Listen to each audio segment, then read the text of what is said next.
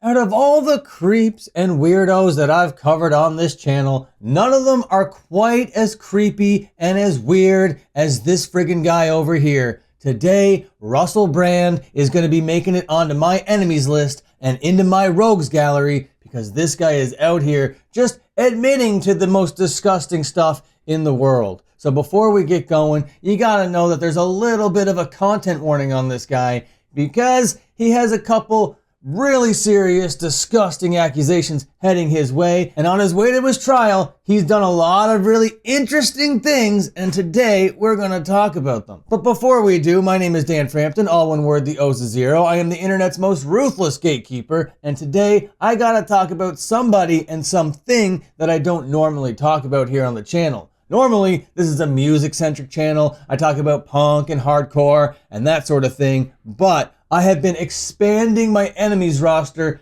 ever so slightly across this channel and my slop channel, and I was debating what I was gonna do with this one. Do I put it on the main channel? Do I put it on the slop channel? And here's how I decided to split the difference, at least for now. It might change as we go forward, but on the main channel, it's still gonna be punk and hardcore, but also famous people, just like regular things that everybody might know. So it's gonna go here.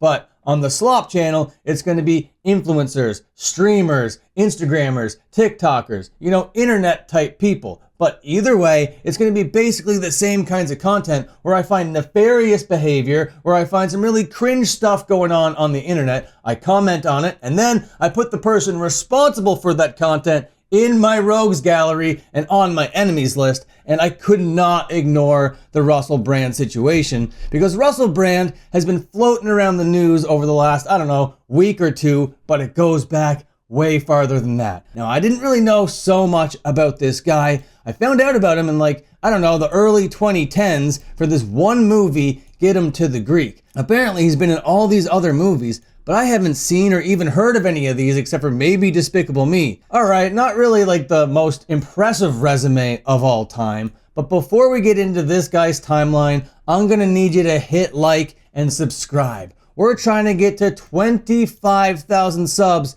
here on the main channel, and I know you can make it happen. A lot of the time what happens is most of the people that watch these videos aren't subscribed to the channel, and they're regular viewers, so I have no idea why they haven't taken the Nestea plunge to hit that subscribe button down below. So please, go ahead and do that. Like, comment, and subscribe. And also, if you want to read my comic book that I wrote, draw, and produced all on my own, you can go to moshman.bigcartel.com and experience the DIY goodness that is the Scrupulous Moshman. All right, with all that out of the way, let's start talking about the enemy of the hour, Russell Brand. Apparently he's an actor, okay? Apparently he's a famous guy. I know him also from his stand-up comedy appearances back in the day when really he'd just go on stage and he wouldn't really be funny and he wouldn't tell jokes. He would just go out there with guy liner on and his hair all puffed out and he would just say sexually deviant stuff. This guy seemed like a shaman of some kind and he would just come out there to regale you in all of his escapades. And I didn't really particularly find his act very funny. It didn't really draw me to his presence on the internet. I never went to a theater, God help me, to watch any of these films. But that is basically the only knowledge I had of this guy. It all ended there. When 2020 happened, he started to enter everybody's radar again because he started having all these hot takes when it came to COVID, and that sort of started to switch the public perception of this guy, but that's all right. He was out there finding a new audience, and it really seemed like, what's going on behind the scenes that's making Russell Brand, who does not seem like a right-wing guy whatsoever, what is making this extremely promiscuous guy going out there to become right-wing, it seemed? Well, I don't know, man. There's a few things below the surface that he was involved with that a lot of the Epstein class are involved with, and we're going to be getting into that in a little bit. But we didn't really know all of the extent of that back then. All we knew is that he was saying these things about COVID, and he was getting kicked off of platforms for misinformation and disinformation. You know the drama of 2020. I'm not going to get back into it again. I do not miss it, not by a long shot. But this pivot to the right came with a pivot to Christianity. So this guy over here, who was famous for being extremely promiscuous. This guy was sleeping with whoever, whenever. This is who he was in real life, this is who he was on stage, and this is who he was like in his movies. This was just his persona.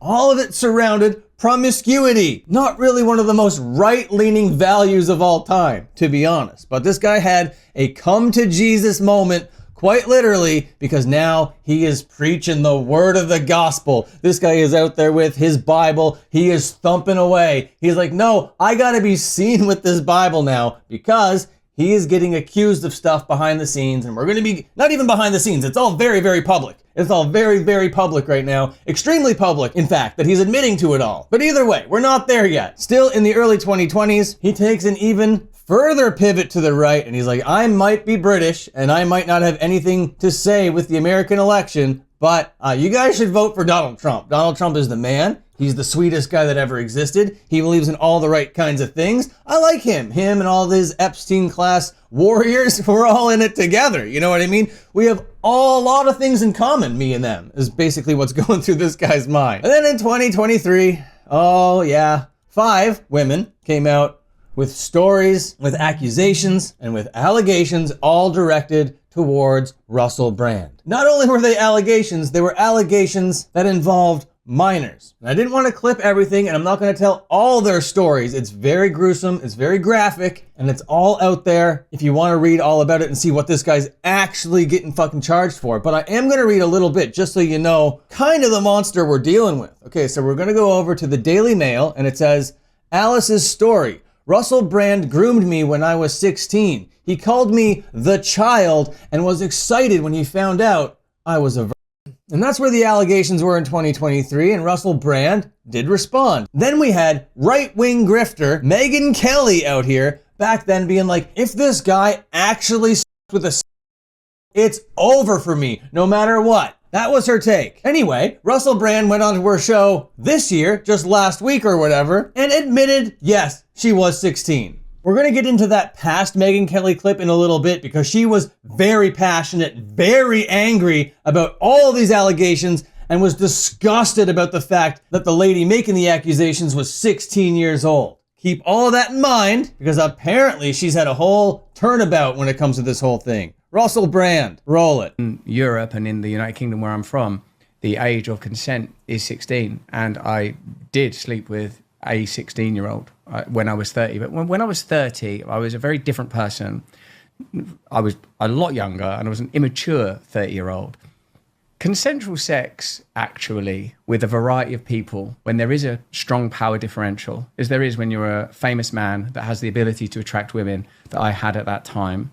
Okay, pausing it there for a little bit. He's admitting to the power dynamics. He actually admitted in plain English that yes, he's and now he's still just trying to justify it? Huh? This guy made himself look even worse in this interview. What the hell is he even doing? What's his plan? If this is his idea of PR, or if he has, God help me, a team of people behind him guiding these moves, I don't know if this is the move you want to make. I don't know if you're trying to get out ahead of it and be like, yes, she was 16, but in my country, 16 is legal. But also, that 16-year-old, the allegations weren't always of a consenting nature. She was 16 and there was a power dynamic. There can't be consent in that situation. Consent doesn't exist in that scenario for you, Russell Brand. It just simply doesn't. 16-year-old child, world famous 31-year-old actor. God damn it. You do the math, man. This shit is fucking gross. I think it involves exploitation. I think it is exploitative.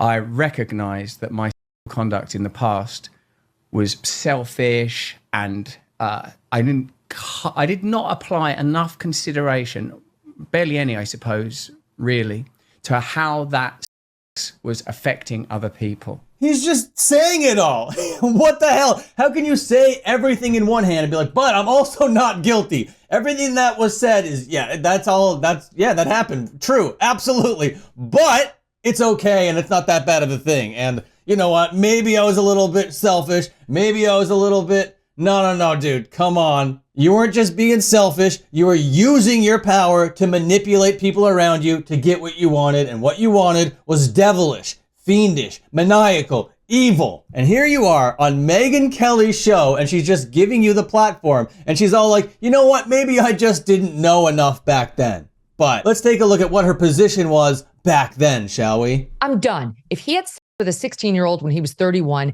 I'm done. I'm not his fan. I'm perfectly comfortable condemning that full force. If he admits to just that alone, it's over. And I don't care how many sponsors he loses. I did sleep with a 16-year-old. She was very passionate back then, wasn't she? She was basically like, I'm going to full force disavow this guy if he admits to it. Then not only does he admit to it, he admits to it on her show, and she's like, it's all good. I didn't have enough of the information yet. But even though back then it seemed very much so that she was on the side of the survivors, not so much anymore. But that Megyn Kelly interview where Russell Brand basically says all the quiet part out loud, that was only one part of his whole PR tour. This guy is stomping off at all the right-wing grifters, none of which were as funny as his time over there on Piers Morgan. Now, Piers Morgan actually gave him some pushback. Was like, you know what? People might see this as a little bit fucked up. You're showing up to court with your Bible. People might seem to think that this is a little bit of a PR thing because of the nature of the allegations that are levied against you. What say you? Why did you bring that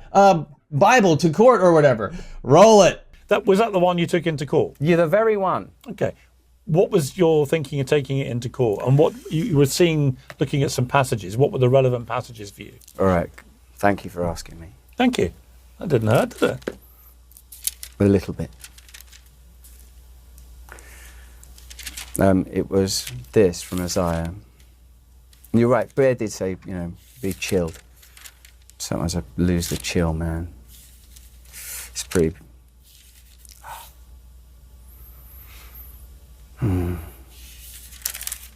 Is this?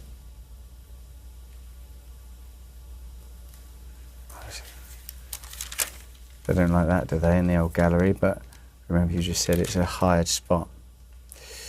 This is from Isaiah.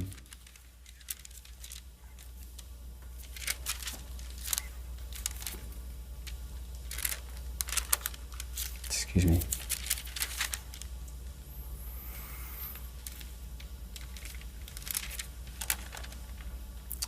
Man, I'm not going to mark it before.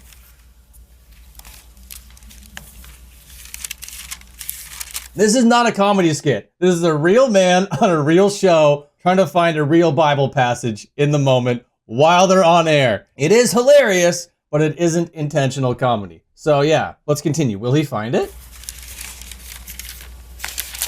It says here,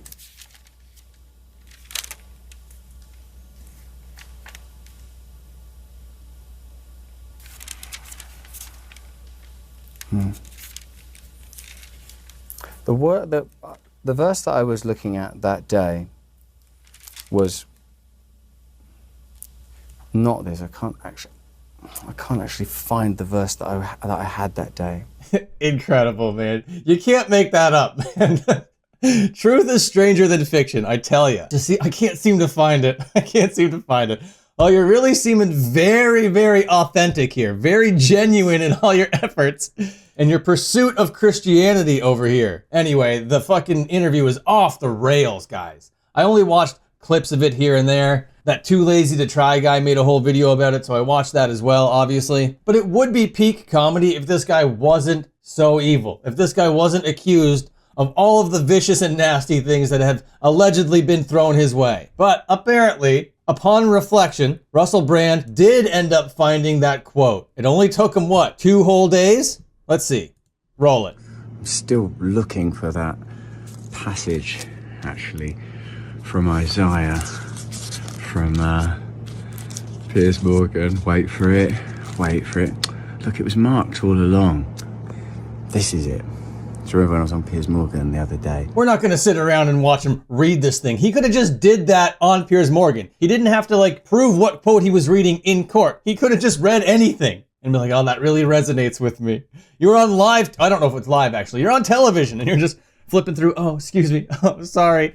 Jesus fucking Christ, man, this guy. So apparently the trial is happening somewhere in October later on this year. It's not looking good for Russell Brand. It really isn't. And even during that Megyn Kelly interview, she's like, what if it is God's plan for you to go to jail? Are you prepared to fulfill God's plan? And Russell is all like, yeah, if that's his mission for me, I'll take it to the prisons. Fucking Christ, bro. And honestly, that's just the tip of the iceberg. This guy's just crashing out all across the internet right now, all over these podcasts and television shows or whatever the fuck is going on here. And to be honest, I have no idea what the thought process is to get out ahead of this sort of thing. Isn't this the kind of thing that you'd want to keep as quiet as possible? Isn't this the kind of thing that you'd want to kind of like try to settle without as much noise publicly as possible, without everybody talking about your promiscuity and the fiendish, devilish nature of it? There's nothing wrong with being promiscuous if that's what you want to do. It's how you went about it. So over here, we got my rogues gallery. I already carved out a spot for him here, right here in the middle between Ronnie Radke and MGK.